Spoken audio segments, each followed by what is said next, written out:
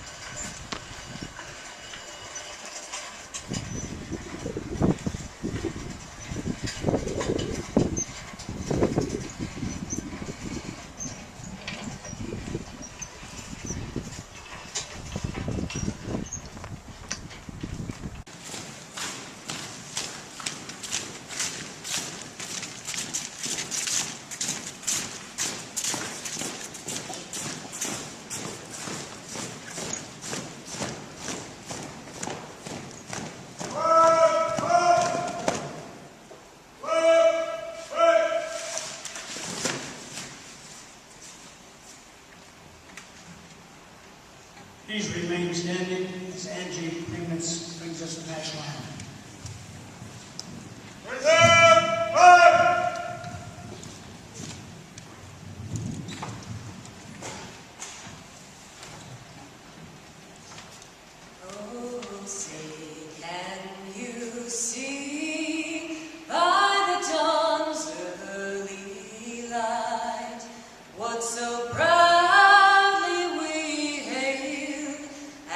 Twilight's last gleaming, whose broad stripes and bright stars through the perilous fight o'er the ramparts we watched were so gallantly streaming, and the rockets' red glare, the bombs bursting in it, gave proof through the night that our flag was still there.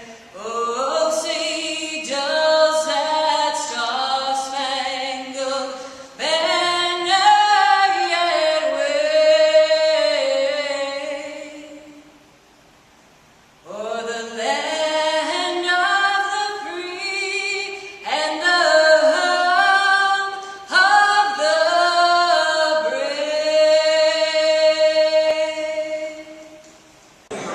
I'm talking to Lieutenant General Dennis Halig of the United States Marine Corps. And General Halig, could you tell me what does it feel? How does it feel to be back in your hometown for an occasion like this? Well, we always love coming back here. We grew up here, so Garner's very special to us. And to be able to come back and dedicate a building that's a tribute to all veterans, past, present, and future, it really is an honor. So Sandy and I didn't hesitate to come back and be able to participate in this. So thanks to the Tony Fund. Can you tell us a little bit about where you are stationed now and what you're doing?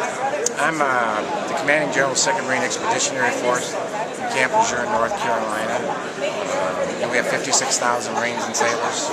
And I have globally deployed throughout the world in combat and out of combat. Okay, and how soon will you be going back then?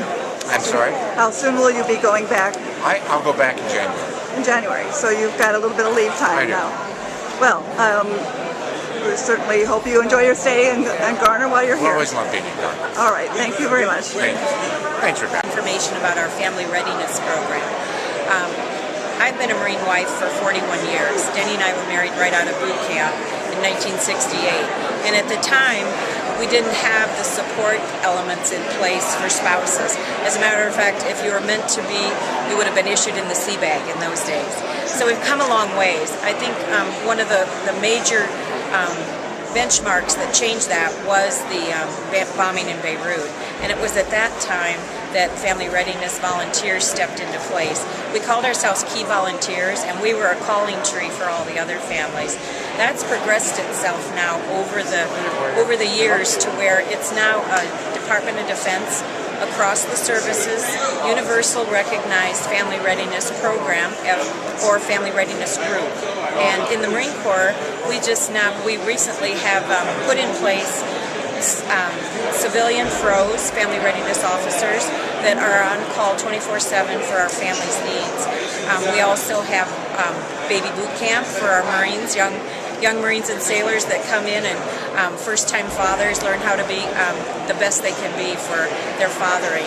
And many things for our wives. We have a Links program that talks to them about lifestyles, insights, networking, knowledge, and skills. And that's really how we approach the military life.